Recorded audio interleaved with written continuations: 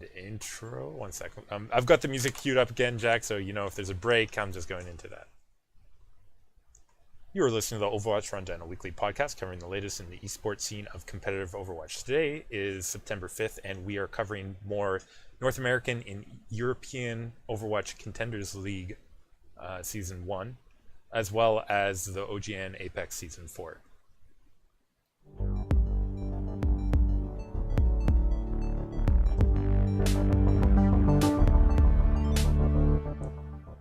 Well, we're back, Jax. We're back, but I think we need to just apologize for all of our listeners. Bit of a scheduling error, Lepelos. I mean, my fault. We pumped everyone up, Jax. We hyped this up, being a huge week that we're gonna have great coverage for none other than this amazing set of games that were gonna happen in the OPC, Jax. It wasn't this week. Lepelos, it's not my fault. Honestly, it was Sunday, and I'm saying to myself, there were a lot of games in OPC, and I was like, I haven't seen them. I was worried. I was like, I'm so far behind. And then I go and I look, and I see, well, week 3 doesn't start until September 8th, and I was like, oh, okay. So no OPC this week, but that means OPC next week, and it's gonna be a good one.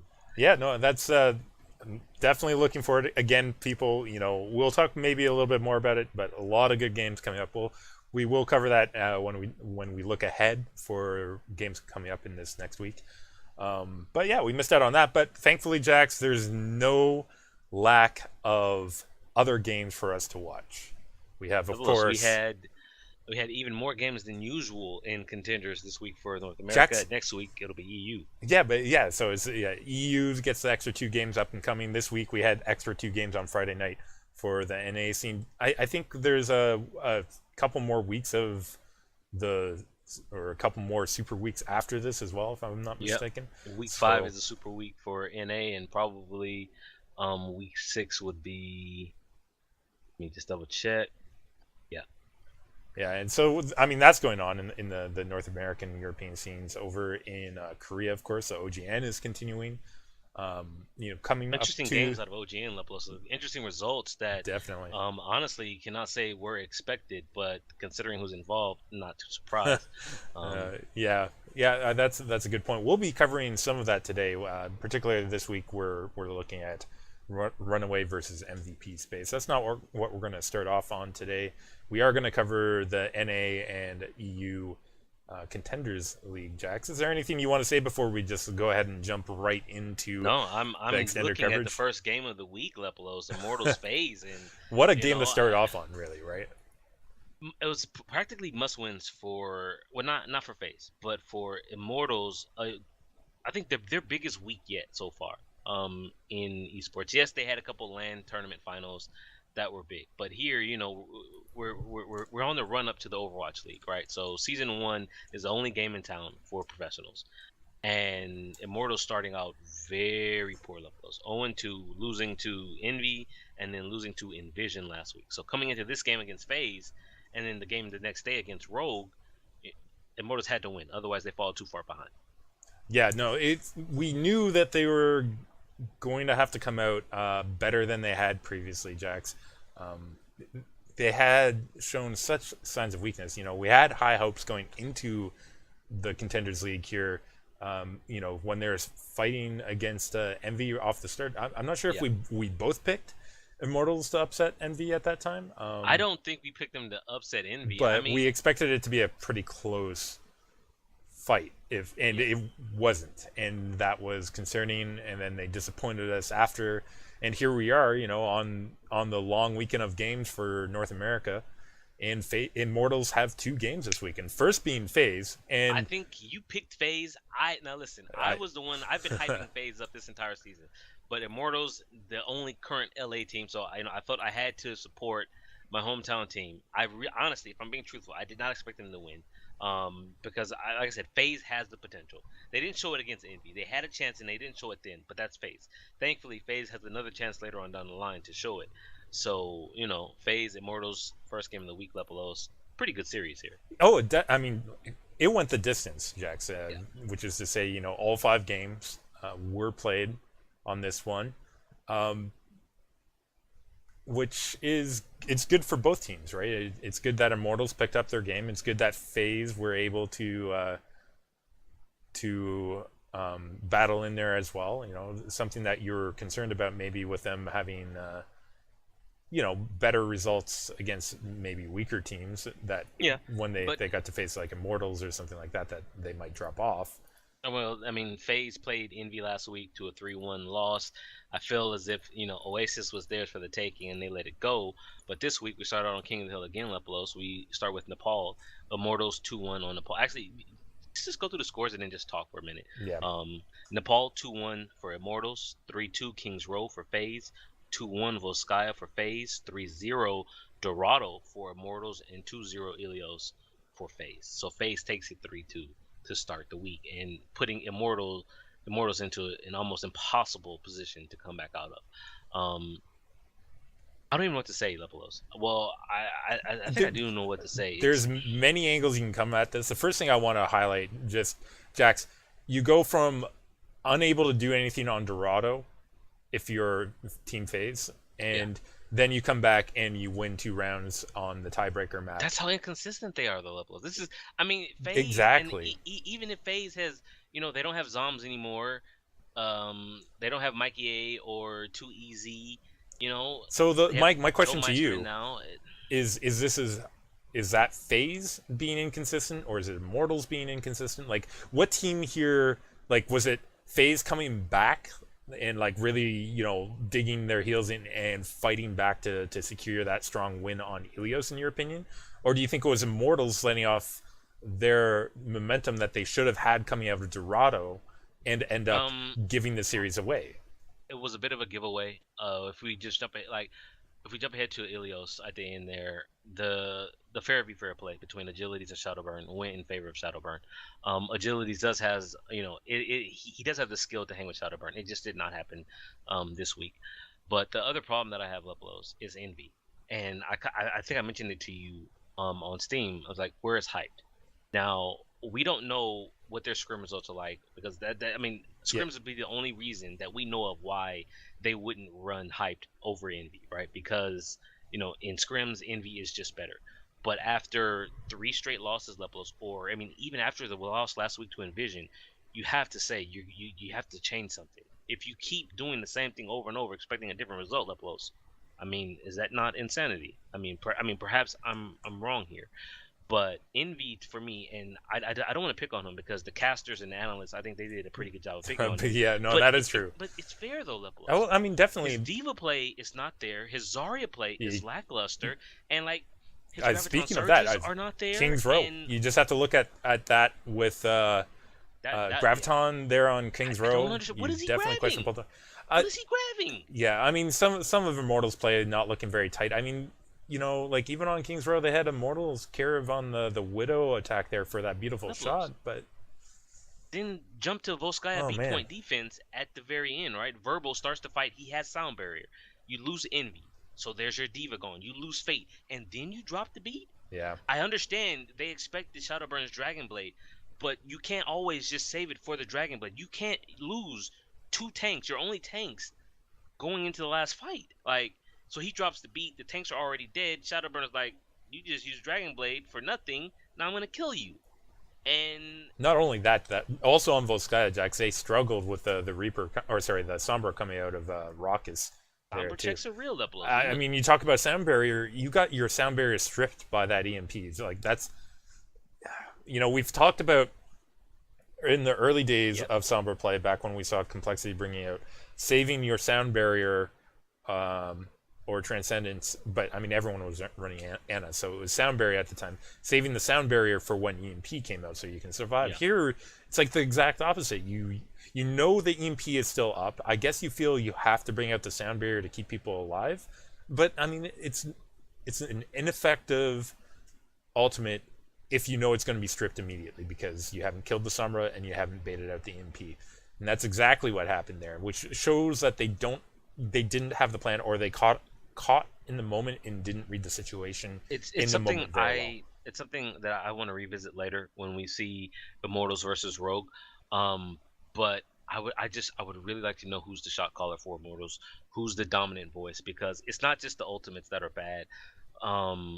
It's the overall awareness, but we'll get into that later on, Lepelos. Second game of the week that we were kind of interested in was Renegades versus Envision. Envision, hottest team out there. I feel even hotter than Envy because Envy is doing what they were expected to do. Well, Envision is punching. Jax, I don't know how you can call Envy doing it what they're expected to do when they're running off meta heroes like all the time right now, Jax. But that's a minor point because Lepelos, you say off meta. new meta maybe. Junkrat is meta. New meta. All right. Meta 2.0, is that where we're going? But yeah. But I think coming into this, Envision versus Renegades, we both said Envision should win and that we wanted it to be a dominant performance to show that, they're not playing to the level of their opposition. They're playing because they're that damn good. And 4-0 Envision over Renegades levels. Let's just be real. Can we mention Renegades on their side trying their best on the Hanamura defenses to bring the Torb, Orisa, Symmetra? I think that they're professional, so I can't say they're trolling because all of the Renegades guys came out this week saying that we're looking for teams for Overwatch League levels. But for me, if I'm Renegades, I'm just shaking my head because they started out on Oasis and they had They had Jesus playing, I think, and then hey, after one game I've got to go. We're gonna bring in our sub. Then why bother? Yeah. Why bother having a guy play one map only to leave? Yeah, Corey coming in for Kings Row. Corey did an okay job. It's just he did all right. You waste levels. You're wasting time. Like that's team. That's a map of synergy that you lost because when you bring someone in, they don't play the same. They don't talk the same. I don't mind roster swaps in general, Jack. So it's just the similarity between the heroes that they cover, or it's not like they're doing it and changing their style of play when they have a roster swap. It's like Corey playing the McCree, or basically filling in for what Jesus did exactly. You're just sort of like, well, you're gonna have 4 maps. I agree with you on this point. You're gonna have 4 maps. You're not changing your style, other than the Torb, Orisa, Symmetra messing around when you're going to lose Hanamura. Other than that, I agree with you. I think you should try and keep with the same roster if you're not going to be fundamentally changing your playstyle around your roster swaps. So from their Lepelos, good win for Envision to stay undefeated. We go into a third game, which happened the very next day on Saturday, and we end up with our first upset.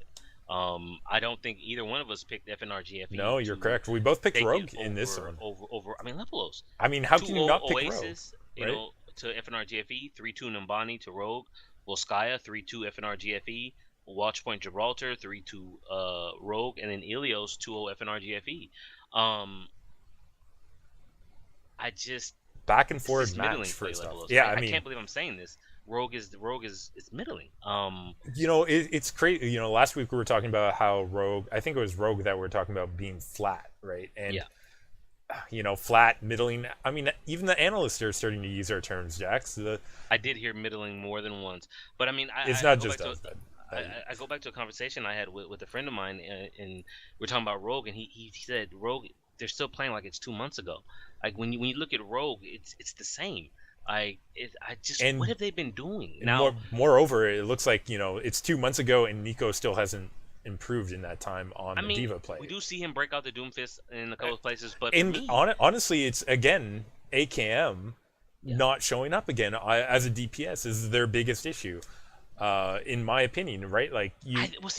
You say not showing up, and I'm starting to think: did we just come to expect too much from him because of what he did?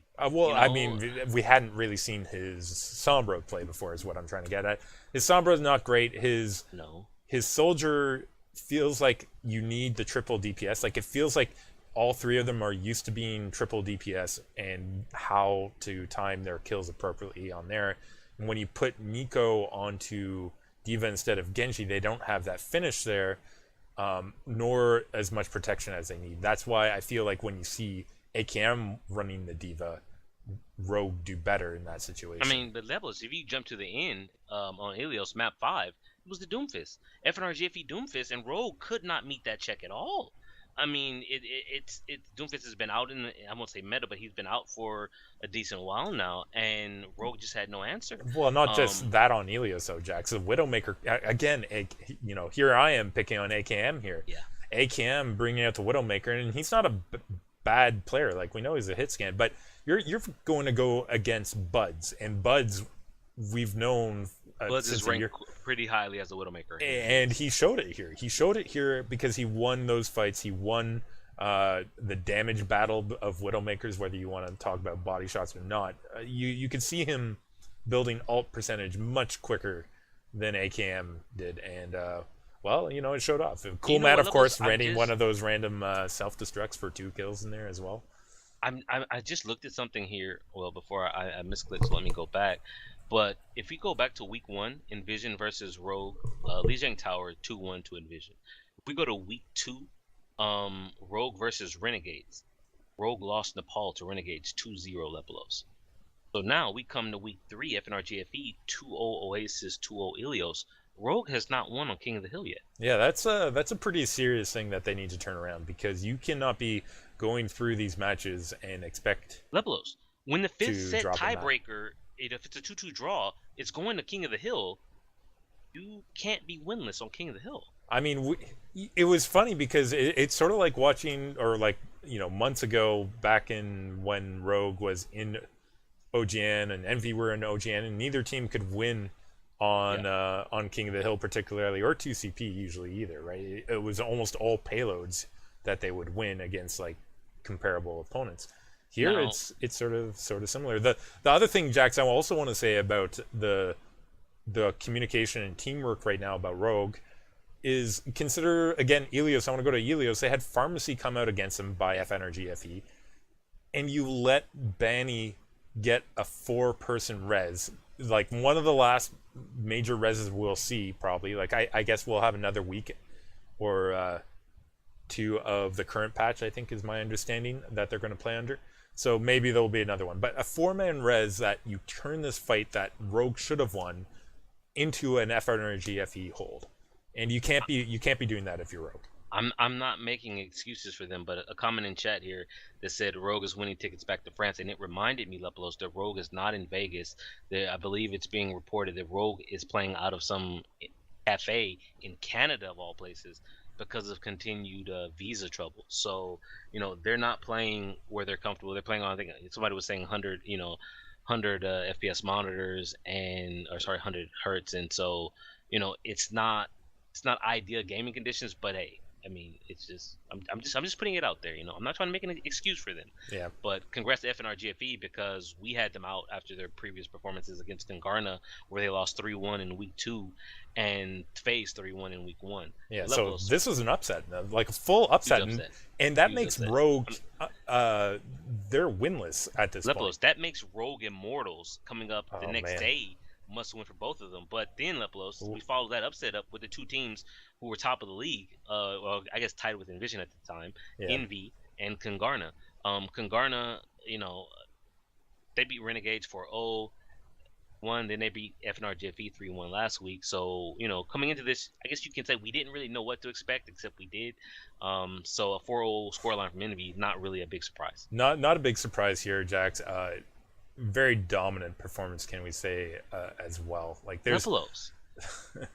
Junkrat's coming out. Who's Junkrat check? Yeah, exactly. You know, who's gonna meet that check? It's not even the new patch that they're playing on, Jack. So this Junkrat has been around. I mean, it's like Flower has opened the way for people saying, "Hey, you know, Junkrat, let's bring it out."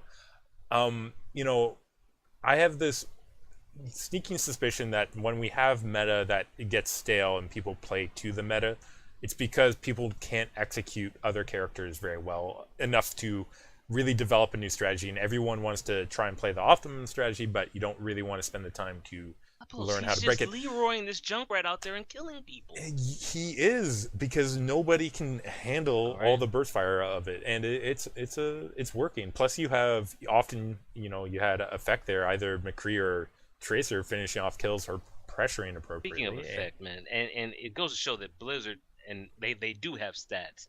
The stat page, when they compared Tracers of Michael and Effect Lepelos, that was dirty, man. That is... Yeah, that's... If you're Michael, like, what do you do when you see something like that? That's because just you know they're watching. I mean... Yeah.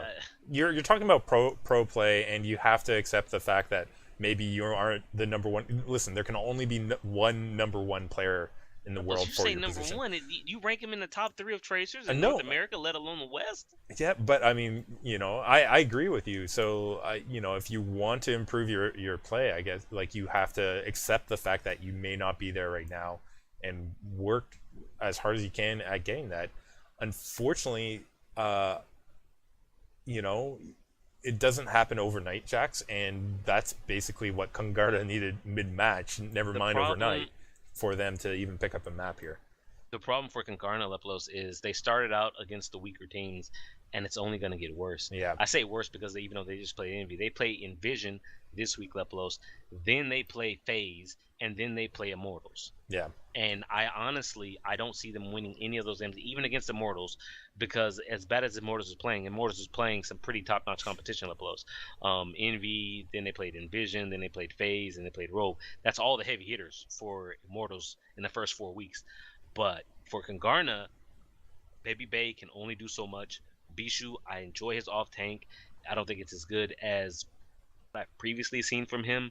Yeah, they certainly don't feel like as a team right now that they're hitting their peak of team performance, and that like both individual skill, as you could highlight Michael there, but they're across the board, their individual skill is not being made up by teamwork either, right? And so like the combination of both not really coming into stride here against Envy, like there's nothing you're gonna do. Like Envy just so strong.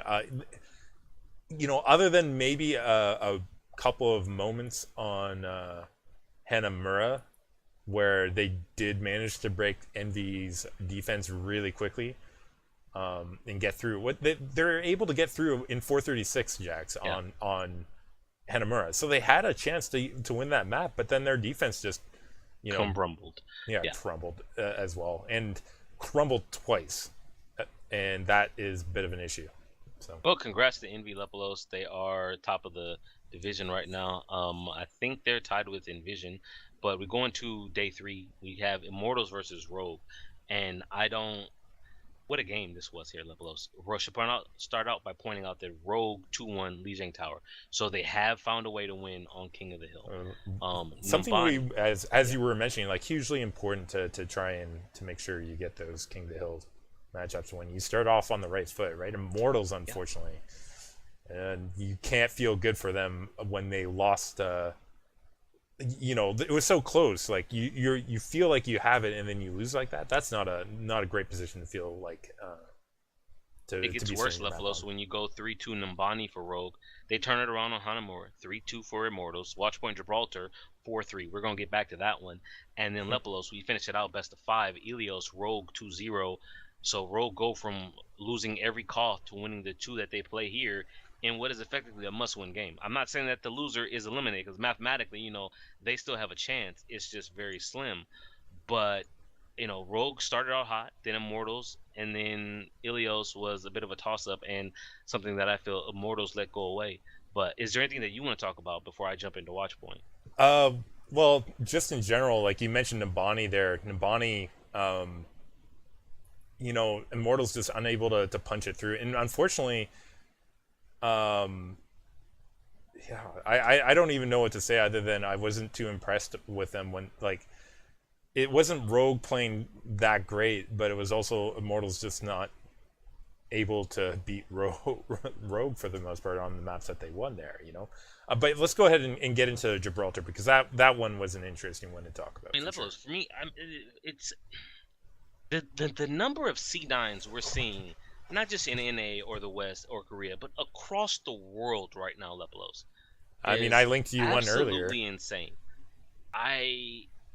It's the objective. It's an objective. It's not, King of the Hill deathmatch. We're not playing that. It's an objective-based game, Lepelos. And on Watchpoint Gibraltar, on Immortal's second attack, they walk away. I mean, Lepelos, it's overtime. They literally all walk away from the cart. And so when I can't believe it. This is like what, the 3rd week in a row now, Jax, where you're telling me Immortals again have an issue with. I mean, it's not just that, Lepelos, but I want to say it was the Beat Invitational. Remember the game on Volskaya, the last game where I think we covered it. Remember, we went back to look at the VOD, and we did a little mini VOD review on your stream. And what happened? Immortals didn't play the end correctly. I mean, yes, they were zoned off by the Diva Bomb on the point, but that was only one part of the overall picture that just didn't work in their favor. And I asked you earlier, it's like, I wonder who is the shot caller here. But now I'm asking, what's happened to their awareness? Because it's a pattern now, Lepelos. Yeah, like you don't have time to say like you go to the point, right? Like you should know going into that fight who's going to be watching the point. What did you just say? These are pros. Yeah, you should know this. You should know this. Jax, they're playing like Michael as a team. Okay, no, that's maybe that's a little harsh. I take it back. But you say harsh, and as a team, well, let's harsh jump on to Michael. Ilios, the 5-set tiebreaker, the 5th game tiebreaker, Lepelos. And the first thing I said to myself when I saw that it was going to be Ilios, I said, they've got this. You know why I said this? Because I go back to FNRGFE on Ilios yesterday, and what the Doomfist did, and what Buds did with the Widowmaker on Ruins here. And while, I don't think Immortals has a top-notch Widow, I think Agilities and his Doomfist could very easily do what FNRGFE did, and they didn't do it, Bulls. No, I mean, Ruin's not going out well AKM for them at all. Off. Like, yeah, AKM, against Buds, he wasn't the greatest. Well, shut down. Yeah. He was hitting his shots. And that's why I say it's like Widowmakers is one of these binary fight things. It's like if you have the better Widowmaker, then like 3/4 of the time you're gonna win the Widow duel and then have an advantage on the fight itself, right? And that's why like Widow v Widow, I don't really like. In Kareev, I mentioned him like getting one shot earlier against FaZe there on Kings Row. That was nice, but like if you're not winning these battles, at least making them 50-50, you're not helping your team. And unfortunately, the lack of Kareev doing anything sort of cost them. Not just that, but on the end of the first round of Ilios, Verbal with another bad sound barrier. I mean, I'm used to Verbal being pretty solid. It's tough to gauge, what all Lucio is doing, but sound barriers and how he uses them, you can see that pretty well. Well, Jax, and it's absolutely you can't make mistakes like that. But I think everything can be summed up by the hero selections of Agilities on Lighthouse, right? That really shows the mentality of where they're at right now in terms of not feeling comfortable. You can see them come out with a pharmacy. Who is making anyone out there listening, if you got inside information, let us know who is the shot caller for Immortals. Who is making these decisions? I mean, or could it be that they don't have someone, and as a result, they're struggling because they don't have a central voice here, Lepelos? But their ultimates, I'm sorry to say, are bad. I won't say flat across the board, but overall, their ultimates are bad in this series.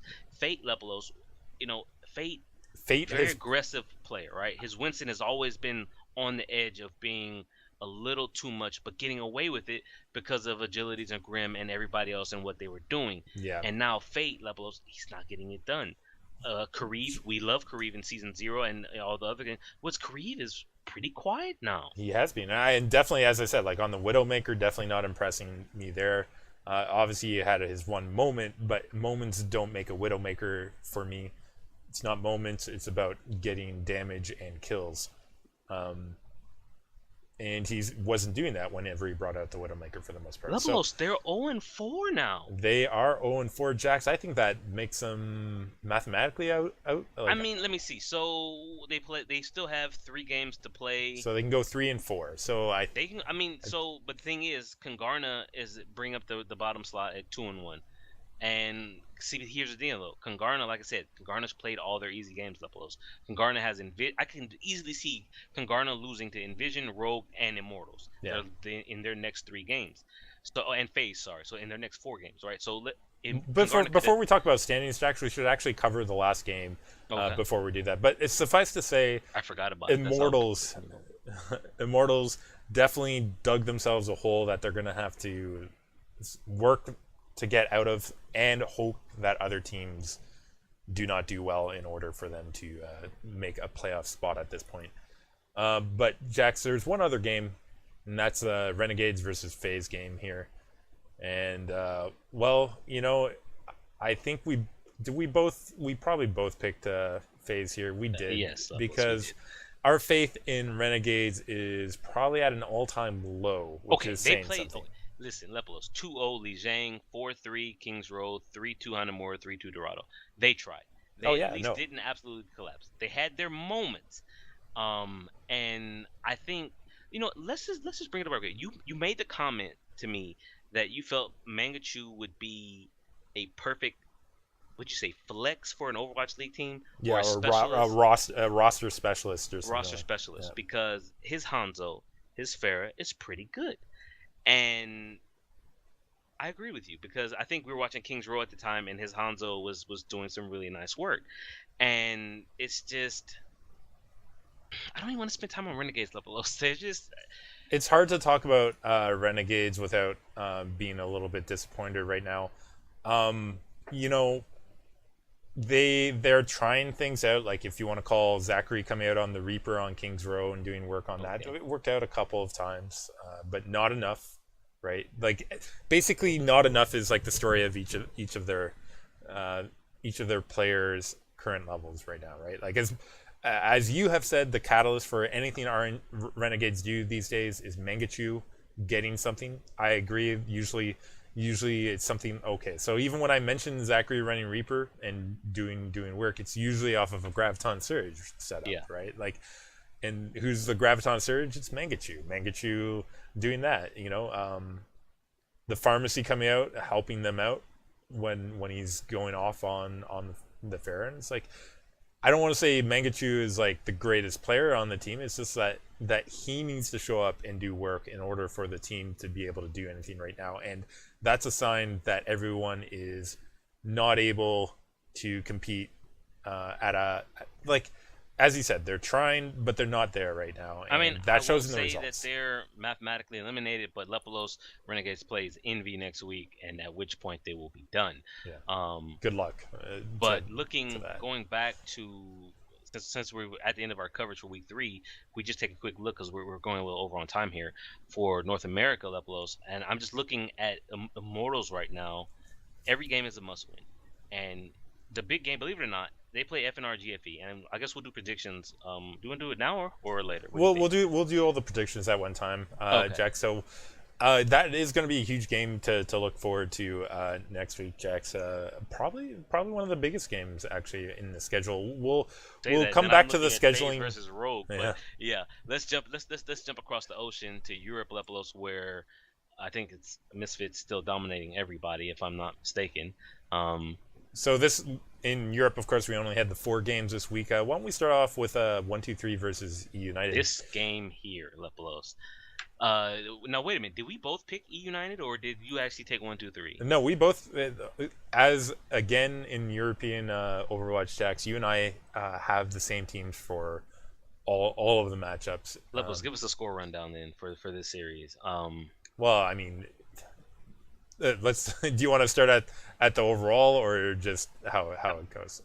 Basically 2-1, 1-2-3 on Li Jiang, 2-1 Eichenwald to 1-2-3, Volskaya 3-2 E United, and Watchpoint Gibraltar 1-0 1-2-3 for the 3-1 victory, Lepelos. Yeah. You cannot tell me you saw this coming. Well, I mean, we didn't. We didn't. Yeah. I mean, we can say we saw the 3-2 coming on Volskaya for E United, but nothing else here. Everything was surprising. Again, E United looking fine when Boombox get picks, but when Boombox is not producing, E United. One of the things that when I was watching this, just stood out to me, a comparison I made with E United and Immortals is Boombox and Karib. When those guys are getting their picks, the fights go so much easier. But when they're not, the struggle is real here. Sharik on Tank Lepelos, very not a good series. I said very not a good. My goodness, not that he's bad. It's just he wasn't getting it done. Valutaya, he's going back to his United days, Lepelos, where he's inconsistent. Jack, somebody put him in a cryogenic storage because he is definitely being a bit frozen these past few games. Lepelos. Looking at this though, I mean, but if you just continue on with the DPS unfixed in that flex spot, okay. It's just, I mean, literally just okay. Is how I feel he's playing. And Cruz, who's Genji and Doomfist had not Doomfist at the time, but his Genji had propelled them to top of EU now. Lepelos, he's struggling, and they just don't look like much of a team. I mean, they have fantastic. Like if you just look at you look at this roster here, you're saying why are they losing to 1-2-3, and then you come over here and you look at 1-2-3 and you say they're a really good team. And that was the biggest thing that I took away from this. Snillo on the Tracer Lepelos outplayed whoever E United was trying to run there. Half-a-Cool, we know we're pretty critical of Half-a-Cool, but he's doing what he has to do to get his team his wins, where he's on Genji or if he's flecting to something else. Finzi, I'm a fan of Finzi. He's been improving week after week here. Tonic on tank, solid play. It's just literally when I take a look at 1-2-3 versus E United, I'm saying E United's got this, and then you go back to it being teamwork greater than overall skill. Yeah, I agree with you. They're not. I don't even know what to say about them these days. I mean, Lepelos, one of the things you could say are the two. I guess I call them mini C9s that they had. Or should we call them immortal plays now, right? Like, I mean, on Li Jiang, they let it in. They're not on the point.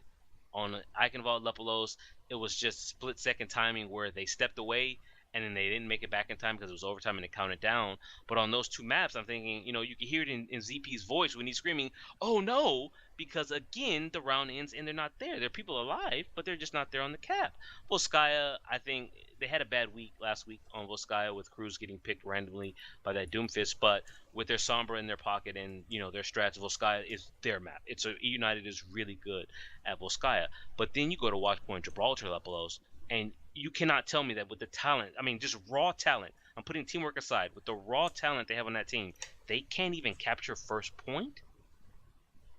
Yeah. Full held on watch point? That was definitely a disaster for E United. They had the ultimates were a disaster. I mean, yeah, unfixed, just wasting self-destruct. Like, are you kidding me with that? Like, you can't be. I mean, this is desperation, Jax. Like they are feeling the pain right now. Like they feel like they're underperforming because they are underperforming, and now they're getting desperate to try and bring back whatever chemistry that they had.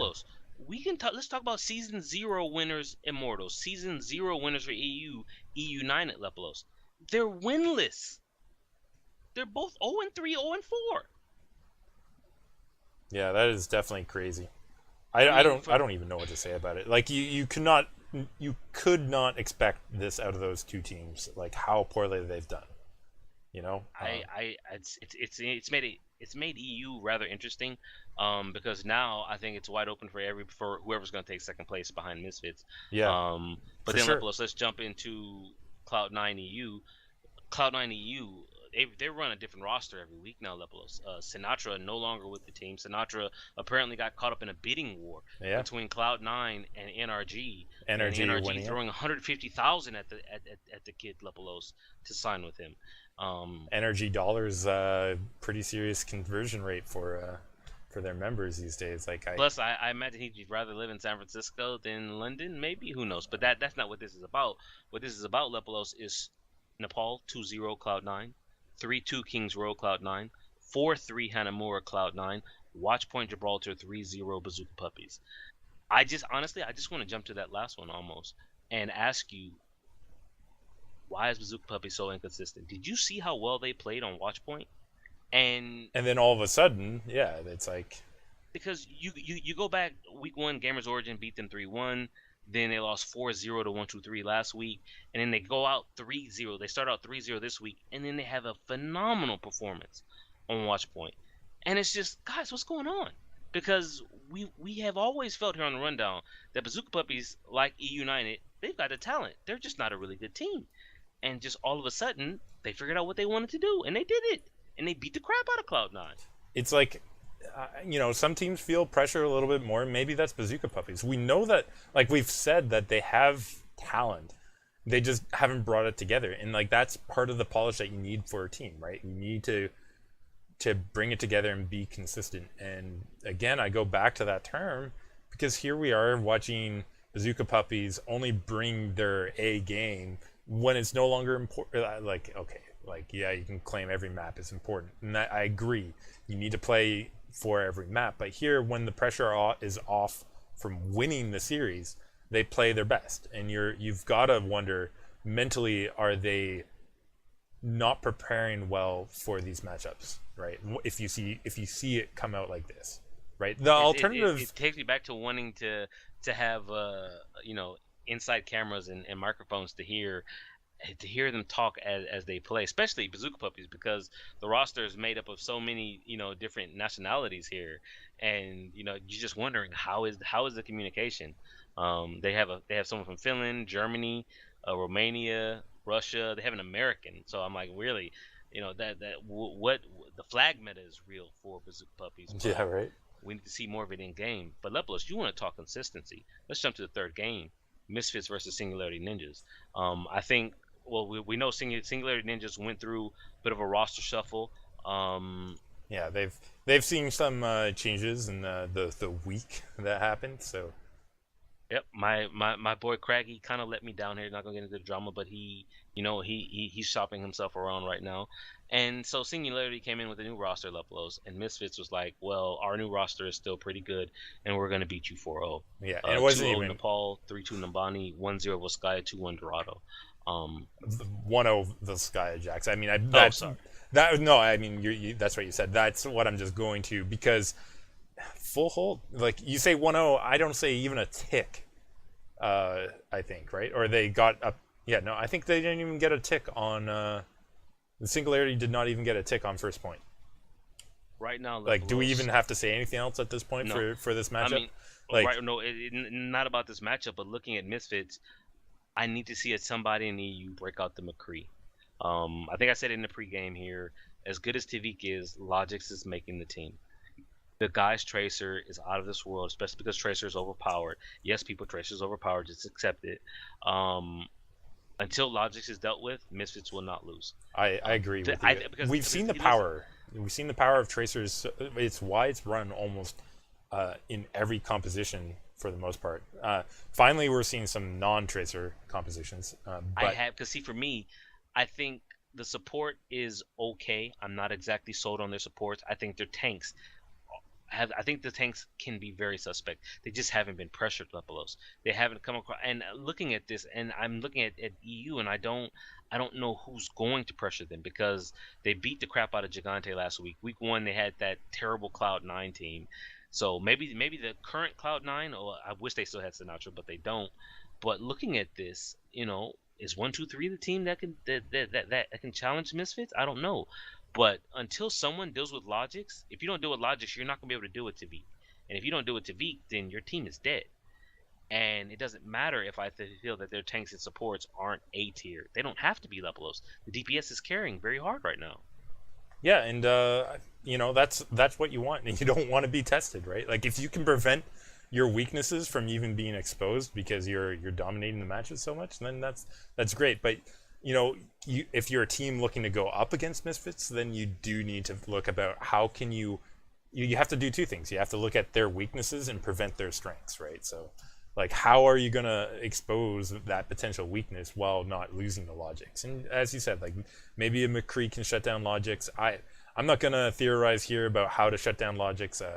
Well, because, I get a better Tracer. Now, who are you going to find? Western Overwatch levels, I think Effect might be the only one able to do that. And that would be a great match to watch. I would love seeing. Wait, do we get the top? Do we get NA versus EU playoffs at the end of this? I'm not sure. I don't think there's NA. I'm not sure. I'm not sure if the two top teams face each other or what. I don't think so. They have to. Why would they not do that? Because they're two different leagues, right? You have the NA league and you have the EU league, and never the twain shall meet, or whatever. You know what I mean? Like, they're like, are you going to do it online? Like, they're holding a LAN. If they're holding a LAN, then I agree with you, Jax. They should just, again, you have all these teams here. At the end of the regular season advance to the playoff. Okay, so Lepelos, give them a rundown of the last game while I looked up something on the internet. The last game was none other than Gamers Origin versus Gigante, Team Gigante. Did we both take Gigante there? We did both take Gigante, and Jax, we were not disappointed because, of course, you have, Gigante taking this one 3-1. The scoreline, let me make sure I get this correct.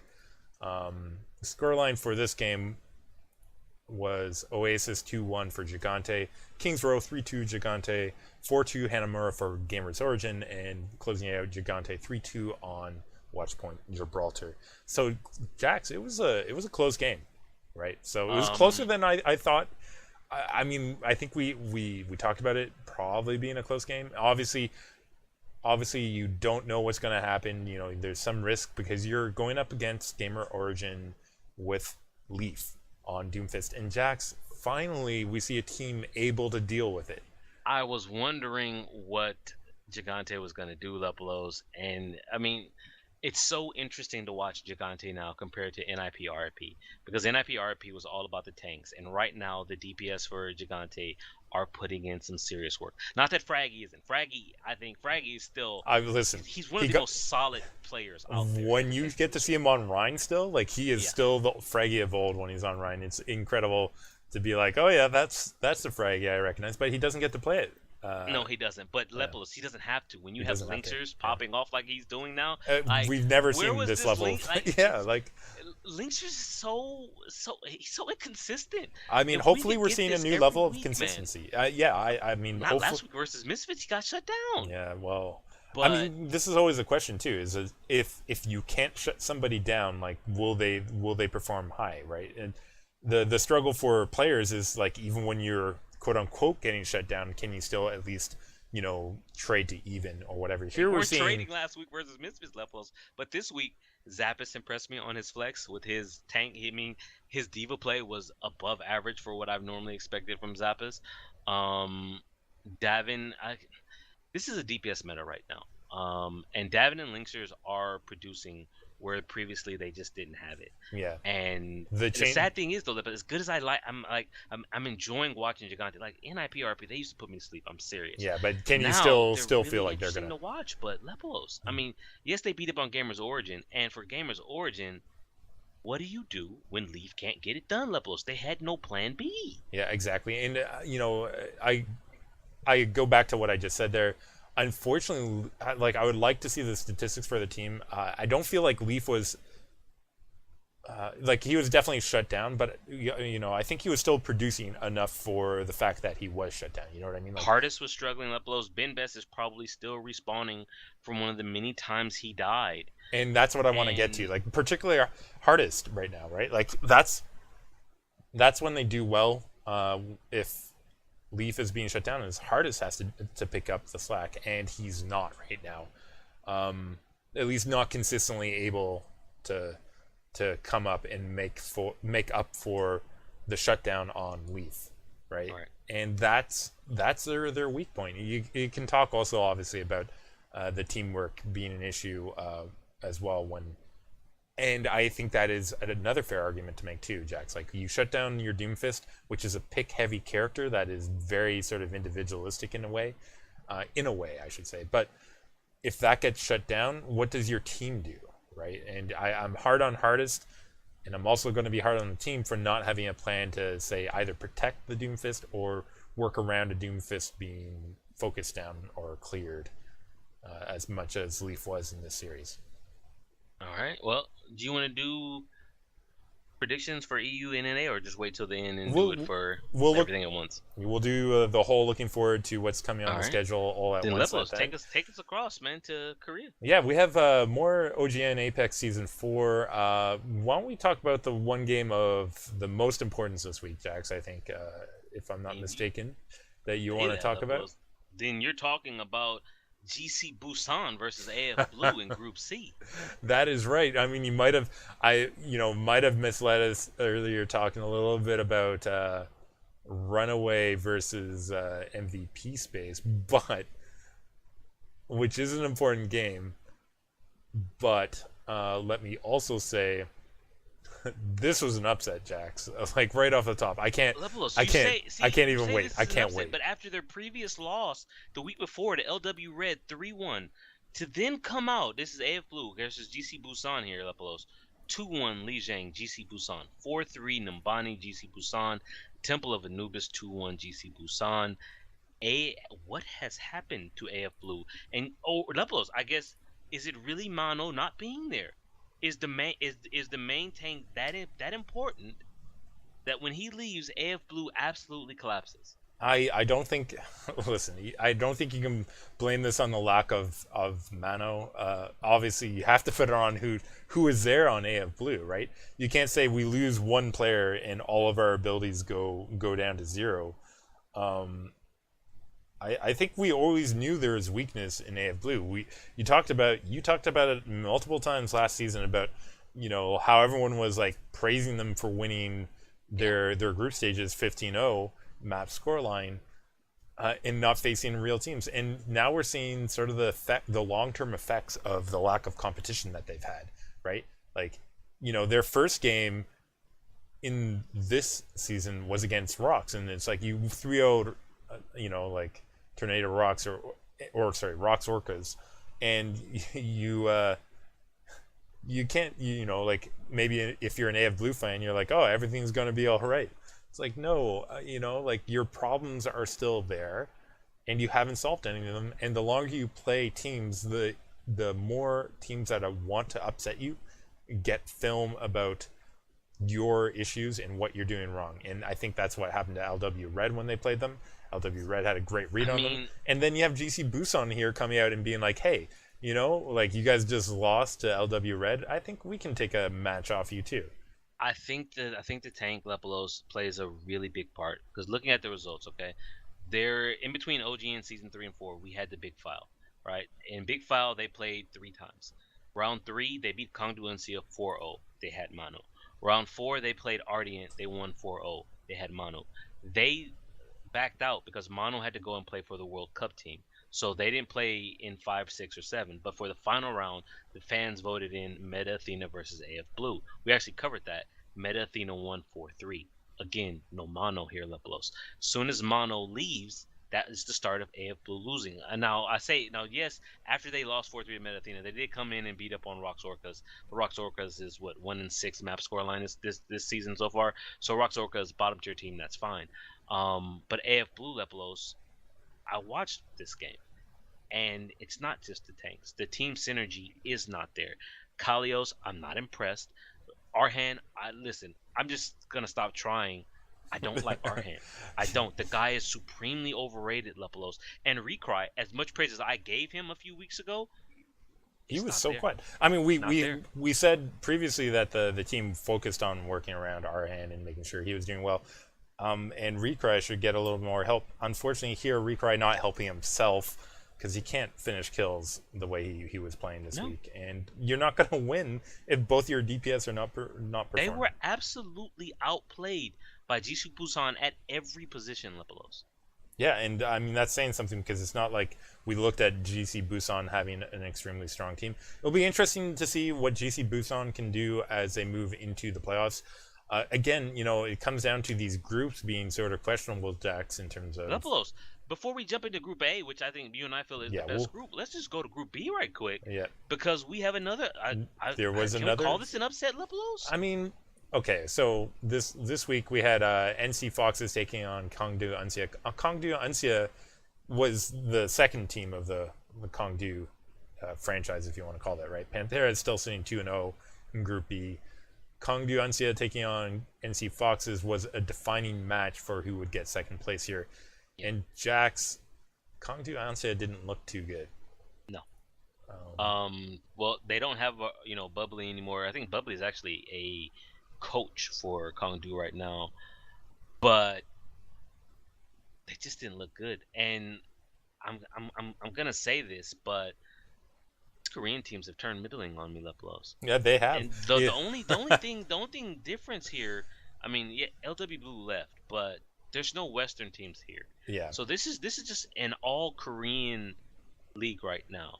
And outside of Group A and Kangdu Panthera, these teams, Lepelos, they don't look anywhere like they used to. No, the level of competition definitely doesn't feel like it was. And I don't know why I want to say that, but like maybe the top tier teams in each region right now are just performing at such a higher level comparative to the average of the leagues that we're seeing, that the disparity is clear. And maybe when we get to Overwatch League, we'll see much more higher play out of each team. You can't have everybody win, Jax. You can't have everybody win. But I mean, I'm talking about the game levels. This game wasn't even close. I mean, 3-1. Like, They managed to sneak. They managed to sneak, of course, a 2CP map, Jax, because 2CP. all right, it was a little close in that it was 2-1 on Nepal for NC Foxes, 4-3 Kings Row, 4-3 Hanamura for Uncia, and then 5-4 Dorado. Yeah. But I mean, it just, when I was watching this, it just felt as if NC Foxes, while being pressed, I never really thought that they were going to lose it. And it felt, Kongduchi, like the quarter main Lepelos, what has happened to the support? Maybe I just want to say maybe I'm expecting too much from Korean supports, because I look at Toby and Ryu Jaehong, and I think that's how everybody should play. But quarter main Lepelos, and I'm just gonna sound like a broken record, he's still respawning. He died so much. He did. These supports, they just died. We had seen him do that in the past too a few times, and that remains an issue that they did not solve for this matchup. Chongstick on tank Lepelos, no. Please stop. No. We've seen him do well a couple times, but again, consistency is not there. A couple times. He looked bad. He looked bad. I mean, again, it's not a surprise that they lost this when you were watching the series. As you said, it's like, while like the maps were close, it still felt like the control of the fights, or the edge, was on NC Foxes. And when they lost fights, it was because they lost it, not because Kongdu Uncia won it, if that makes sense. Like, That being said, Lepelos, Group D is a wash. Thank you, LW Blue. We did get one game from there, which was X6 beating up on Combox to secure their first place position. And so that takes us to Group A, the group we like the most, Lepelos. This is group of action, Jax. This is rather interesting. So we had last week we had Lunatic High. Well, no, that wasn't last week. They beat Runaway. Yeah, they beat Runaway, which they needed to do. Lunatic High needs to win 2 games, right, to get through. If they lost to Runaway last week, then they would have been out. So unfortunately, Runaway not picking up a map there means their pathway to get through, it gets a little bit harder. Right, so there's a lot of situations that we can talk about, but the basics are, because Lunatic High is playing Meta Athena and are expected to win, and probably win in a 3-0. The basics of this matchup are MVP Space needs to take 2 maps in order to secure them the second place spot, even if Lunatic High goes 3-0 against Meta Athena. So MVP Space, you have to take 2 maps. Levels. Runaway looked terrible last week versus Lunatic High. Their comps were questionable. Everything was questionable, right? Like, yeah. So we start out this week, Lepelos, with Ilios 2-1 Runaway. I mean, can we mention the comps though, Jax? Go for it, Lepelos. Yes. I mean, we can't avoid first up mentioning on the side of Runaway we have Lucio player. Not just any Lucio player, Jax. He's flexing. We saw it against Lunatic High. He's flexing now. He's showing his hero pool depth here, moving from the Genji and over. I think he played Reaper at times. Reverse Harry Hook is what I was calling it. To Lucio. Yeah. It's very interesting that they did this. They put Cox on the 76, so you had your Anna Cox Zen Lepelos player. Is turning into Tavik, Sure4, Nevix, and when I say turning into, those guys they're flex players, and they're ultimate flex players who play a little bit of everything. And I'll say that Cox is more like Nevix in that Nevix played support, and main support, where Sure4 and Tavik did not. And I think Cox's hit scan might be a little bit better than Nevix's hit scan right now, but it's very interesting, Lepelos. But this is why you have a roster like that, right? Where you can switch people in and out. We're still not seeing Kaiser, who's back in Korea. We saw him in the booth at one point, but we haven't seen him play yet. And we were questioning that last week with the abysmal performance against Lunatic High. We're saying, Where is Kaiser? Why are you not running him when he carried your team in season 2? Yeah, Runner is, he's in that he's coaching role. Uh, I mean, the thing I they're like they're about still Runner, they're still working out the kinks here, Jax. That very much is clear, right? Like, like we've seen these composition change from week to week, which tells us that they don't have a set a set strategy that they're working around, right? Like that it's in stone yet. It's not. I mean, well, they may not have had a set strategy. The same can be said for MVP Space. MVP Space came in here with what the casters are saying, the best Doomfist in Korea, and the best team built around a Doomfist level. They dismantled Lunatic High, and so you come in this week and you look at what Runaway did last week. And you're saying, well, Runaway, they didn't look so good. MVP Space is going to beat them rather handily. 2-1 Runaway on Ilios. Eichenwald left blows 2-1 Runaway. Horizon Lunar Colony 3-2 MVP Space. Route 66 3-1 Runaway. And for me, I have to ask you, what happened to One Fact? Yeah, One Fact was silent, man. One Fact, One Trick, whatever you want to call him, Lepelos, he wasn't there. And for me, I actually felt bad because when they played Lunatic High, I had in my notes I wanted to talk about Yaki and his Tracer play because Tracer is overpowered and Yaki is playing it as an overpowered character. He's very good at Tracer, not at effect or logic level, but Yaki put in some serious work last night. And where One Fact was coming up short, Yaki was trying to win fights on Tracer, just wasn't able to pull it all off. And for me, Lepelos, on the flip side, you talked about Cox. Cox was fantastic on the flex. Yeah. He played Lepelos. He played his 10th different hero of the season last night. I mean, certain players, man, they have that special touch. Cox is definitely one of them. I think huge reason why Runaway is looking better here, right? I don't think Hacksaw is being performing very well on DPS. I think recently. I don't. Going forward, hopefully they don't run across Lunatic High anytime soon. But Yeah. they can't beat Pantera like this, Lepelos. No, I mean, I Stitch, agree with you. Listen, Cox and Stitch. I left out Stitch, and I'm sorry for that. Stitch, fantastic Tracer play, but He again, played it's above Tracer. his regular performance, I Yes, think, he this did. week, right? Above average play from Stitch last night. But I'm looking at this team levels, and you're 100% right with what you said. Hacksaw on Genji, Hacksaw on Lucio, and then his Ana. I'm like, what is he doing on Ana? Yeah, And for I'm Lunar saying Colony. to myself, what are you gonna do here? Like going forward, you have to look at it. They can't. I don't think they can beat Lunatic High. I don't think they can. We haven't really watched Panthera, but I don't think they could beat Panthera. And They're not really bringing out something different. It's just they're bringing their lineup in a different way. You know what I mean? Like, it's not conceptually different what they're doing.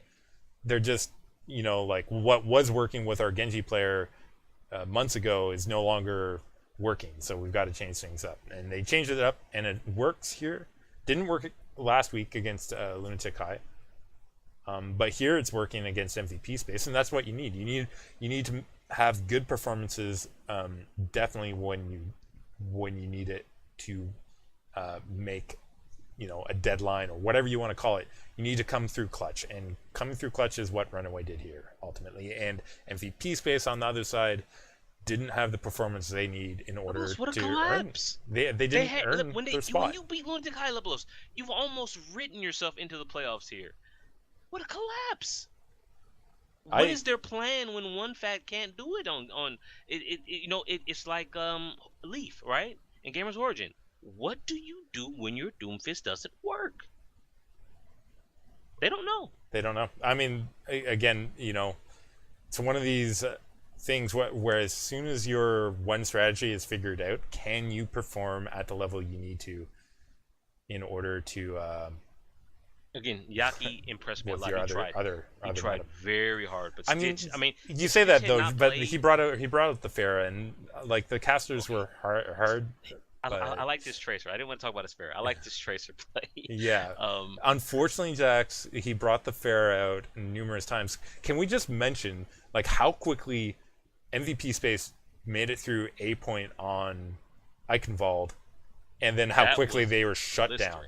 Yeah, blistering. Yeah, Doomfist worked great there, right? Like, as soon as it worked great. And then as soon as it didn't, it was awful. And that, basically, I would summarize the whole match as watch Eichenwald attack for for MVP Space, because that's like the story of what they are right now. It's like when it works, they dominate. As soon as it doesn't work, they're dominated. There's no in between for them right now where they can try and fight through. And you can't even look at any of these other matches and say like, yeah, they fought barely through, to win a close round on Well. They kept it close on Ruins, but like for the most part, like it didn't feel like things were going their way, and that's because when one fact was shut down, the team didn't have enough to make up for that. That being said, Lepelos, let's move on from OGN. We're still gonna stay in the East though. Let's go to Overwatch Premier Series, the China event. Thankfully, we now have English coverage, Lepelos, and we had a rather important game this week. Yeah, we mentioned this coming up. I think the one that you're referring to is what one was it? Was LGD versus MY. Yeah. I did well. The other this game is like spot for potential, number one. Yeah, the other game that had potential was LGD versus FTD, which LGD took 2-0 over FTD. Yeah. Wow, this FTD is the third place club. Yeah. Yeah. So LGD and Miraculous Youngsters still fighting over first spot here, and so I wouldn't say that the winner here gets to take first, but I mean, because games played are sort of different. Yeah. But definitely an important one, right? Like you want to remain undefeated, right? Like both teams sitting undefeated right now going into this game, and only one team will remain undefeated after it. And it starts off well. Well, I shouldn't say it's a pretty close game overall, Jax. Close game overall. There was a comment that I read on over.gg that summed it up. I don't remember the exact wording, but it was that LGD messed around too much, Lepelos, on. So for people who aren't aware, Miraculous Youngsters, they run the quote unquote anti-dive with the Reaper, the Reinhardt, the Zarya, and they mix and match with that core there. And LGD, for me, they came out running very much a dive comp with Eileen, sadly not on the Sombra Lepelos. He's been playing a lot of Doomfist. Yeah. And Lee Jane Tower went 5 rounds. And it was, I believe the first 2 rounds went to MY, Miraculous Youngsters, and then LGD was like, okay, we're going to stop messing around with this triple DPS comp that just wasn't working. And then they took the map. And the same could be said of King's Row, where on King's Row they started out with this dive comp. It's like I just want to ask them, what MY is going to run. They've been running it, and they just run a standard dive into them, and it just didn't work. And it's this one is of these LGD Lepelos, which is 4 of the 6 make up Team China, but these are the runner-ups in the Premier season from last year, and they have their one strategy and they try and stick to it. It's one of these issues, right? Like in terms of like concepts of your team. Like, are you going to play to counter the other team's strategy, or are you going to try and do your best to execute your strategy, regardless of what the enemy strategy is doing here? Because their execution could not make up for the fact that Miraculous Youngsters able to bring out that anti-dive comp so well and execute that at a higher level. You're left with this issue now. It's like, we know how to execute the strategy, but we can't out execute the defense. Lepelos, at one point LGD was running Diva main tank, Diva only tank. Yeah, it doesn't work, man.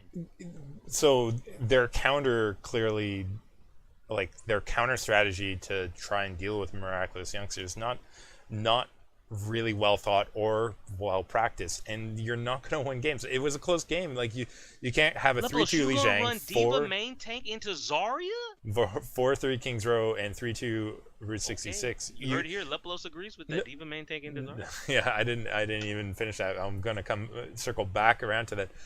What I'm trying to say is it was a close game, Jax. Conceptually, if they're doing things like that wrong, you should be winning as soon as you can correct those conceptual errors, right? Like, you don't run, like, unless you're doing something incredibly special, which I don't think they're doing. running a diva against a Zarya in an anti-dive comp with 3 DPS is not what you do. And unfortunately, they drop the series because of that. Like a 2-1 in the series overall, with the scorelines I listed. Like you're not going to win. I think the talent levels between the two teams are rather close. But now Leplos, what you're a fan of is execution. And LGD has got to figure it out. It reminded me when I saw the diva. It just reminded me. I'm saying to myself, what are they doing? And then I go back to the season 1 finals, game 7 on Volskaya B point, and they bring out this damn Torbjorn, and I'm just saying to myself, what are they doing? I can still hear the caster in, he's just Torbia, like surprised. He's incredulous, Leplos, because it just makes no sense.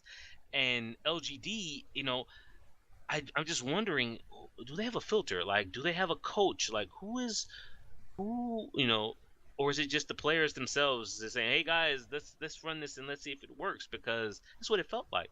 It felt like, or perhaps the Leplos, they feel that. What do you think about this? They feel that they're going to qualify for the playoffs regardless, right?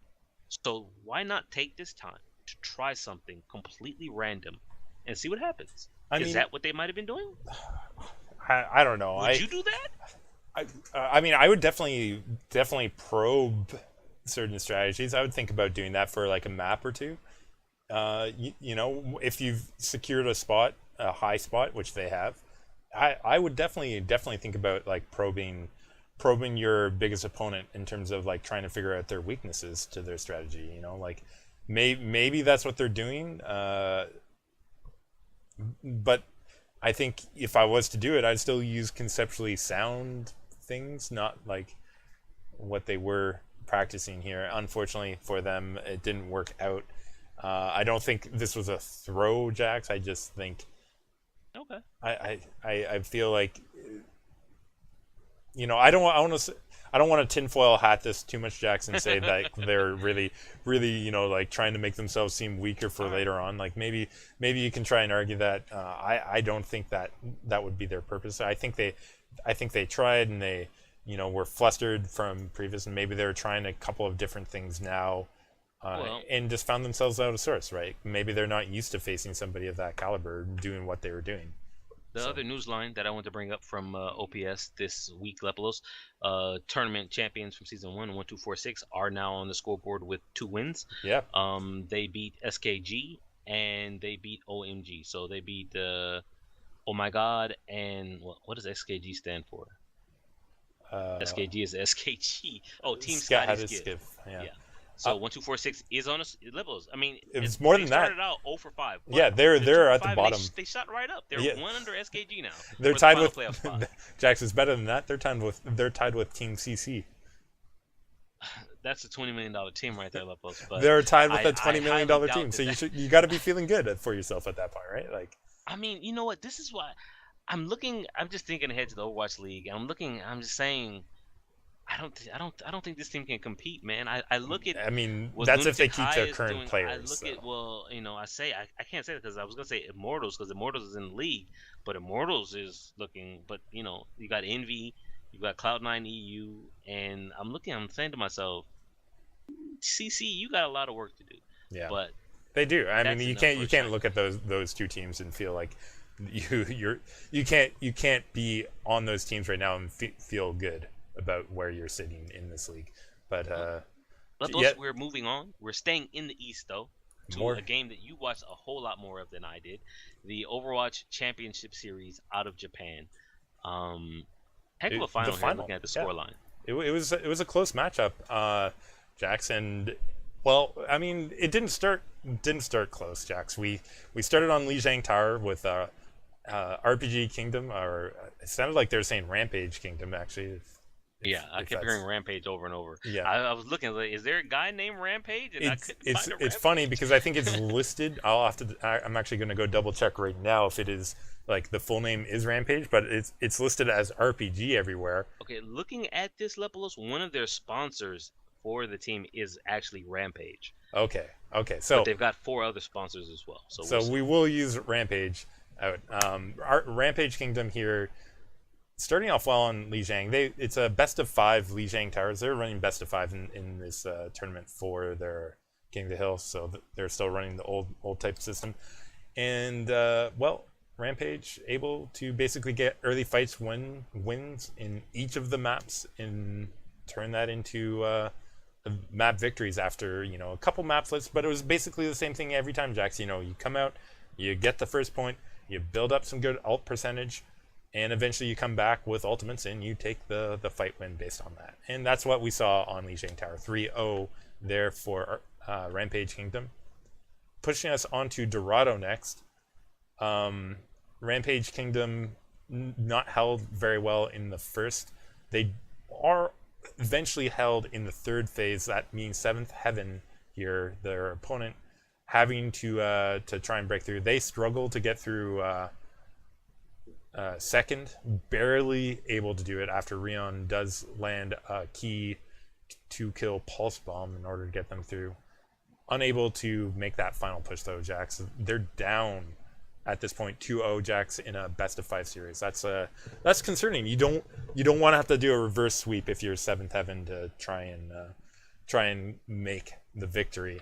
But that's what they're going to have to do to make a game of this one. And they push it on to Lunar Colony. Horizon Lunar Colony. And Jax, this one, well, I mean, sort of 2CP things, A point on Lunar Colony, not great to defend, right, Jax? Both teams able to make it through there, no problem. Seventh Heaven, able to only stall on their last fight in order to prevent RPG Kingdom from taking B in OT. So RPG or Rampage Kingdom able to get B point in OT only. That's pretty critical, because when Seventh Heaven go on attack, they're able to push through with 3:24 on that clock. No chance for RPG or Rampage Kingdom to really do anything about the next defense. They make that A point hold. Seventh Heaven breaking that A point hold easily in order to take the victory on that map. Jax, that's the first one back. Second map, Kings Row. Kings Row, Lepelos. This is the one you pointed out to me with a rather interesting ending here. I thought it was the C9 being brought out by RPG Kingdom. You went back, looked at the footage, looked at it again a little closer, and saw that it was not actually C9. Yeah, I mean, first thing to state, Seventh Heaven coming out strong. Their attack time, 3:47 on the clock, Jax, was not looking good. Lister. I mean, at that point, we can talk about the C9 at the end of the match here as Seventh Heaven holding in the second phase, but with that attack time, the game should have been won anyways by the numbers that you can expect when you have that quick attack time and you're already forcing the enemy into OT before the checkpoint going into third phase. But you're right.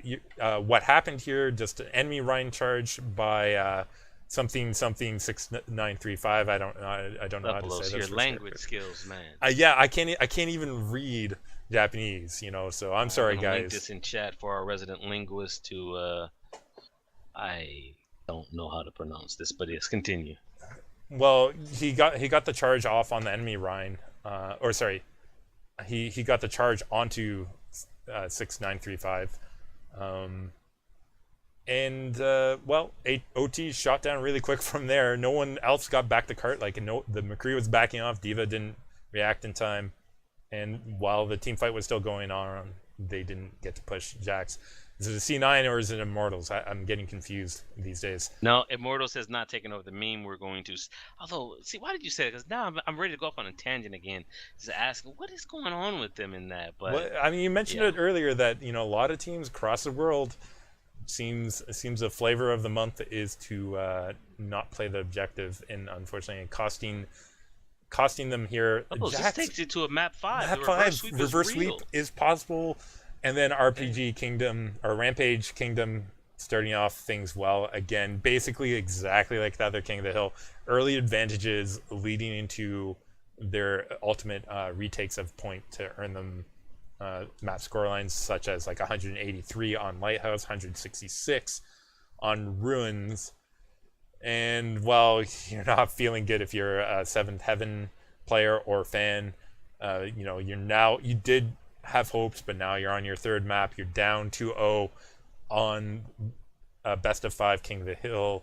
You go to Ruins, and you bring out Widowmakers, Jax. And Widowmakers, we talked about this. You gotta win the battles. 166. Sorry, actually I had this. I had this wrong. It was I apologize. 7th haven't taken those first 2 rounds, Jax. They were up 2-0. Yeah, I was just getting ready to make the comment. I want to say this. I was watching this in the run up to this, and I was saying to myself, wait a minute, they were down 2-0, then they brought it back to bring it 2-2, and then they went up 2-0. Yeah, 7th Heaven did in the best of 5 King of the Hill. And then they let it come all. They were about to get reverse swept, Yeah, I mean, here RPG Kingdom bring it back on Ruins, based off of the Widow play there, and Clutch FI coming through, and then they take 100-0, and all of a sudden we're into the final match, or final map, final round, both best of 5, so map 5, round 5. And it's none other than Pikmin, or whatever you want to call them, PKMN, the Zen player for 7th Heaven, getting the pick on Yin, or YNNNNN, at the at the start of the fight to open it up for 7th Heaven. 7th Heaven. Ooh, you gotta love when your Zen player gets a pick like that, Jax. We've talked about Boombox doing that for United and how key that is. 7th Heaven able to get 95 points on the board before Rampage Kingdom able to take the fight. But that's basically it.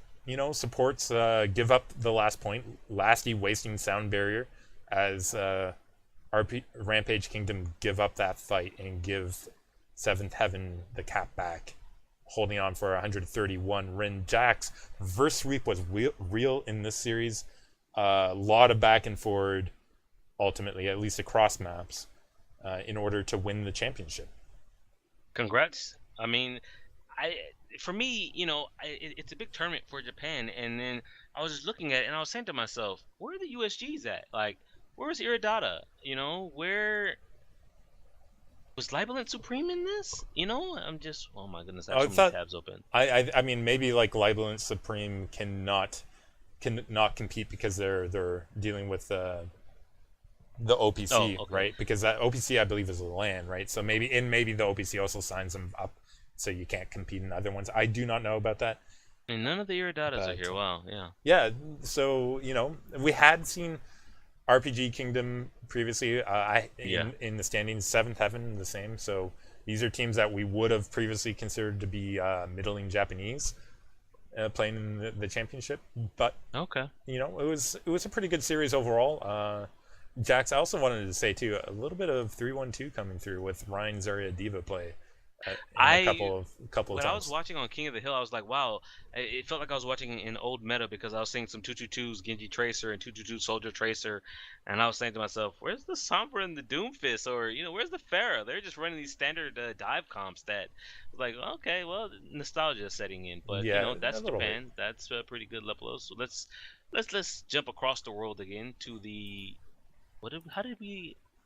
Overwatch Campeonato Brasileiro. There you go. Jax has been practicing his language skills with this tutor support. Of that tournament, Lepelos, and I mean, it's so slow. Again, the 4 games, only 2 maps per game. I guess. At least someone finally actually took a map. It's the first time it's not 2-0 for everybody, Lepelos. Yeah, it's not a 2-0. You can say the revolution is real because Uprising able to take one map off of Keep Gaming. So Keep unable to do their namesake and drop a map here. That's a big story considering they're generally being considered, at least by us and I think a number of other people, to be second in the region to Brazil Gaming House at this point. So that, like, Uprising with the upset here, well, semi-upset, that's got to help them out overall, right? Like, it puts them tied with Keep Gaming for second place, and it prevents either team from staying tied and undefeated against, well, I mean, I guess they're undefeated, but unable to keep up with the undefeated Brazil Gaming House sitting at 3-0. Keep Gaming, Uprising both sitting at two wins, 1 draw, while North Line's Black. I think, did they lose this week? Oh no, they won. They won. So they move. They've only dropped one match so far, and stay at 2-0-1.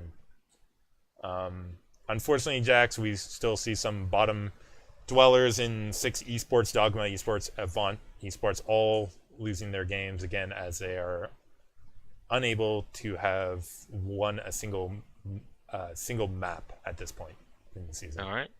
Well, we'll see how that develops as it slowly goes through. Levels, there was a very last minute, and by last minute, I mean in the last minute addition to our rundown here, Overwatch Team Story Chapter 3 in China. I believe this is also a bit of a qualifier for the Overwatch Premier Series, so we'll see how that one goes. But it's it's early days. Yeah, we've seen some of the names before, like a couple times, like NGA Club, Lao Yin B, we've covered them both. We've seen ehome.cn appear previously, although they didn't perform previously that well. Here again, already not off to a great start. They're sitting at 1-2 on a 1-2 for their scores. There were 6 matches, let's put it that way, this week. NGA and ehome.cn having 3. Why have they played so much and then others haven't played at all? Yeah, very, very interesting scheduling. I don't know what's going on with that, but basically we have NGA right now sitting at 3-0. At the bottom, we have Team Laffy with 0-2. ehome.cn sitting at 1-2 down at the bottom.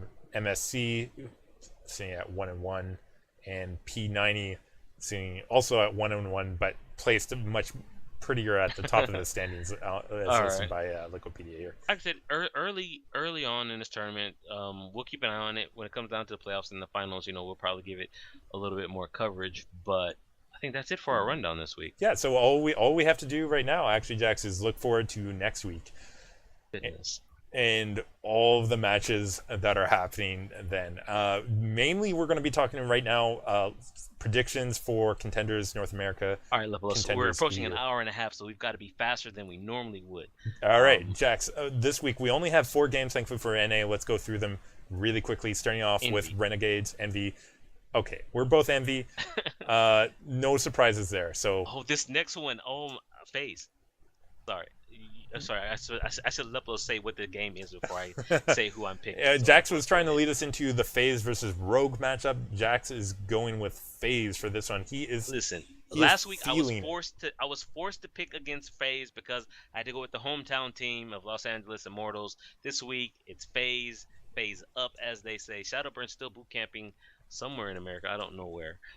So he's got that good ping. Whereas Rogue Lepelos, they're playing out of some gaming cafe. There was some Reddit post, I think, that said at least one of their sponsors, Asus, gave them some Republic of Gamer laptops for them to play on.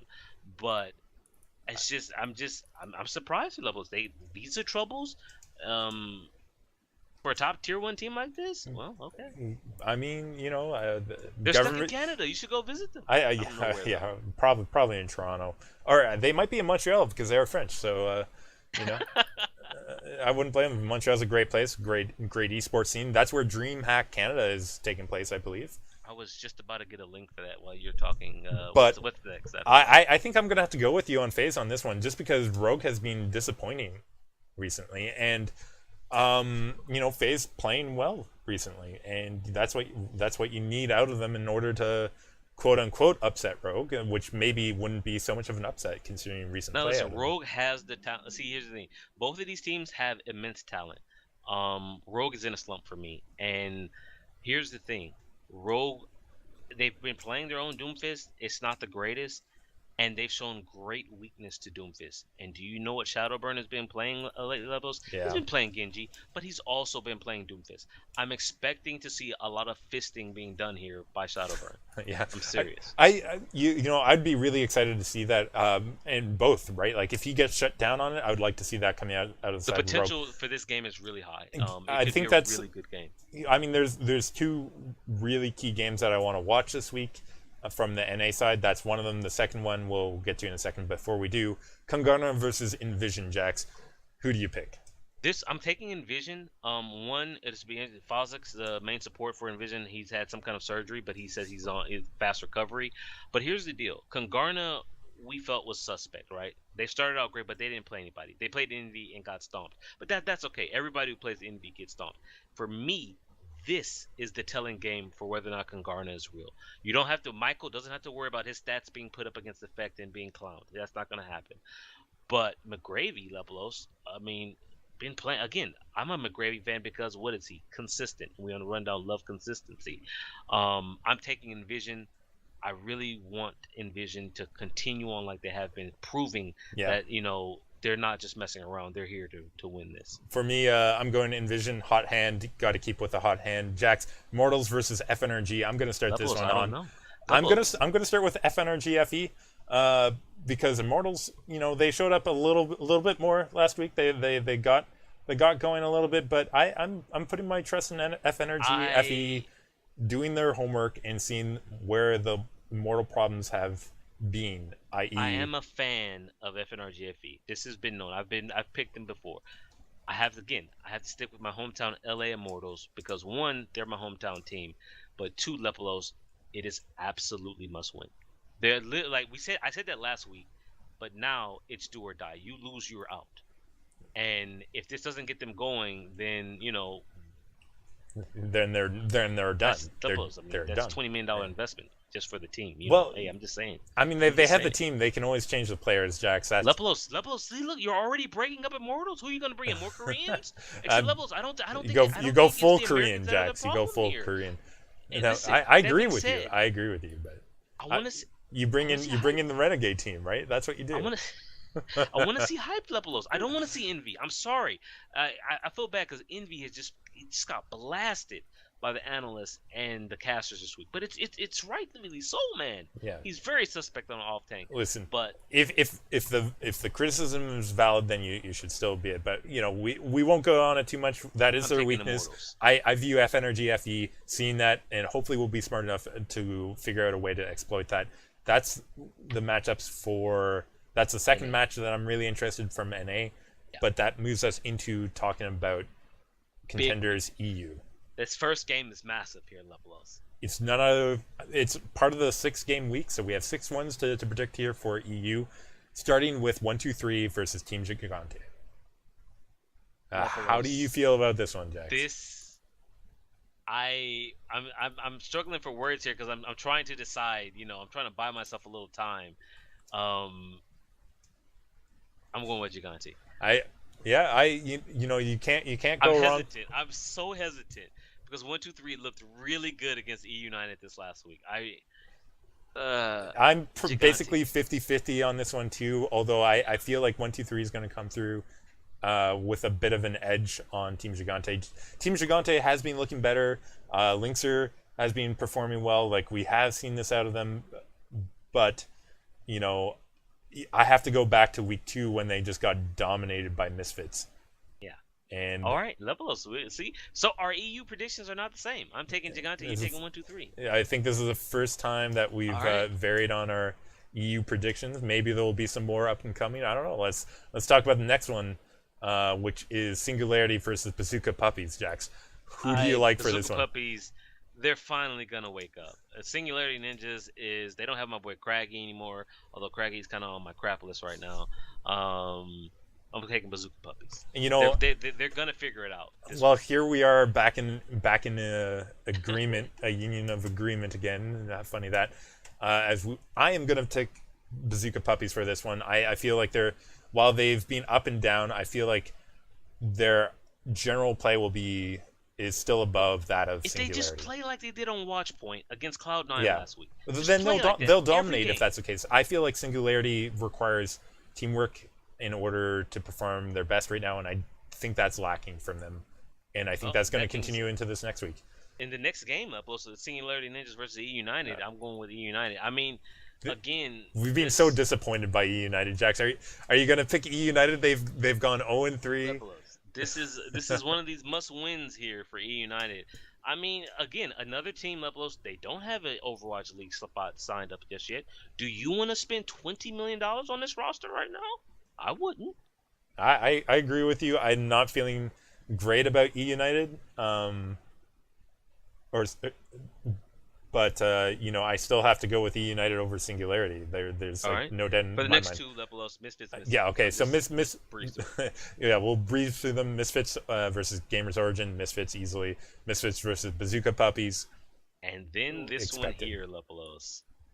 We have Um, another fun one to discuss. I'm hesitating because I'm trying to decide.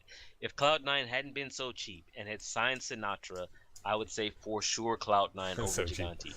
Right now, Lepelos, I'm not sure. Again, Mikey A played well last week. Okay, Well, I can tell you what I'm going to go with here, Jax. I'm going to go actually with C9 for this one. I was gonna say C9. That's why I had to pick first. Oh my goodness, Lepelos. I was going to See, say C9.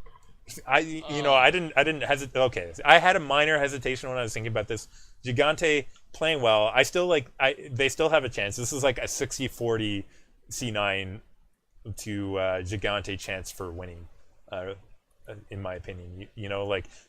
It's going to be a close match. I wouldn't be surprised if this is a match that goes to 5 games this weekend. Same with 1-2-3 versus Gigante. Mikey A is gonna have to play at a high level as well as space. And I don't see that all the time out of Mikey A, but sometimes he can, right? Like, so Consistency. He played. I mean, I would say he played very well for Team UK, but he had Cruz, on the other side of him. He had Boombox. That was a pretty all-star team for the national team. Here, I'm looking at this. Do you feel like Linkser and the supports of Gigante are going to play well, right? Like that's what I'm considering. The Like, problem what I have is that Linkser am I'm I not going sold to have? on those supports, man. I think they're suspect. I really do. And But I think Zappas C9 played is going very to. well at the off tank. But okay, Lepelos, we're going to stick together here. The USA and Canada, our picks will be the same here. I'm taking Cloud9 EU. I concur with that assessment of the situation. It's going to be an interesting week, I think, in the European Overwatch as well. Like, I mean, well, there's 2 games in the North American one I'm very interested in, and I guess 2 out of 6 in the European that I'm very interested in. I guess 3 because I'm sort of interested to see what happens between Singularity, Ninjas, and Bazooka Puppies as well. So, some good games coming up this weekend to pay attention for sure over there. Jax, I think we don't really need to discuss what's happening in the I just OGN. pulled up OGN, and I'm saying for Group B is already set pretty much. Well, it is set. Condu Panther is not going to lose to Flash Lux. It's just not going to happen. Lunatic High should dominate Meta that team needs to go away and just implode and then rebuild. Yeah, they need they build from the ashes again, basically Group at this point. C, LW Red versus Rock. Is that really the only game that's left? Yeah. AF Blue is out all the way. Wow, yeah, AF Blue's out. AF Blue is out, so then Group D is a joke. So yeah, so we're not going to talk. I can't believe I'm saying about this. predictions We actually don't care about OGN for the first time in how long? Yeah, there's more competitive matches going on in the Contenders. You talk about competitive. Go to OPC. OPC. Okay. Well, we talked about this week, Jack, last week, because it's so big. I just checked the dates. It is happening this week. For sure. We're not lying to you, and we're not hyping this one up. It doesn't need hype because we have Flash Wolves versus Blank, Ardient versus Blank, Ardient versus AHQ, Flash Wolves versus Ardient, Blank versus AHQ, all happening this week. Jax, I think we're going to have maybe a little bit more coverage this week of the OPC than we have. At least one or two games, because I'll be watching all of them, I think.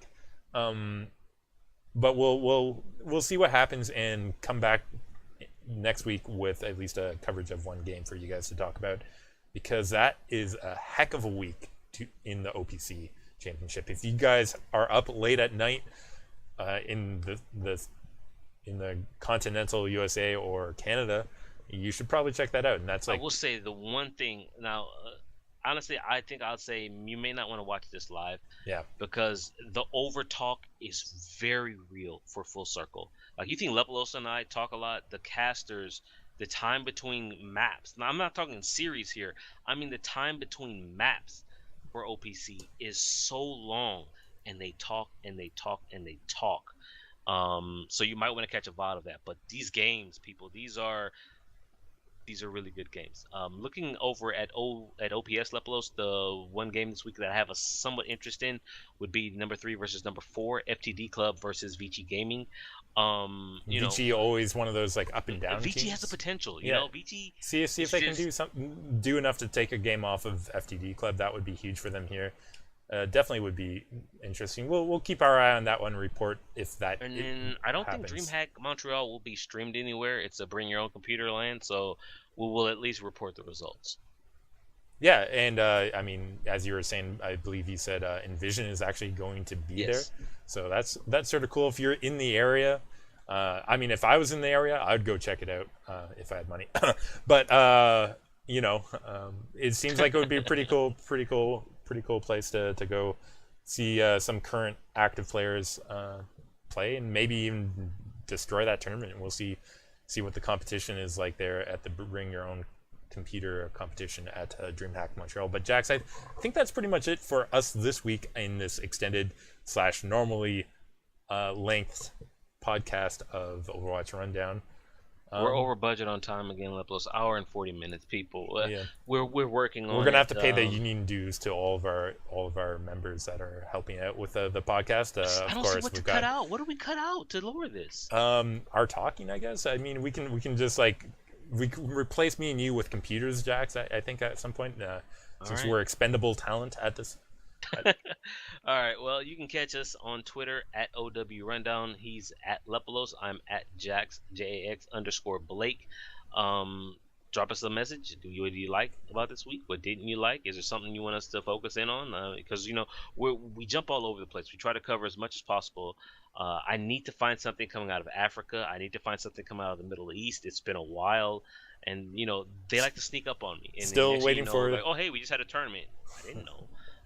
So you know. Well, Jax, I'm still waiting for the Antarctica continent one because we've been on all of the continents. We've been everywhere else. We have been everywhere else except for Antarctica. So if you guys if any of you guys are down in Antarctica ever, make sure you let us know. We'll run a 1-game tournament.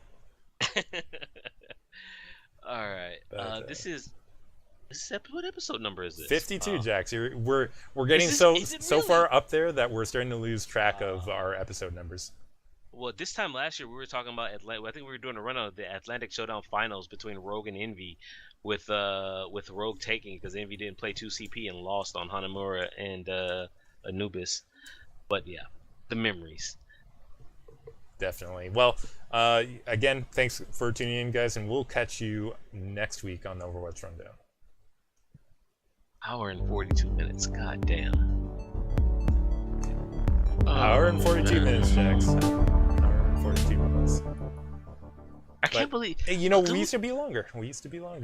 What does OGN do when LW Blue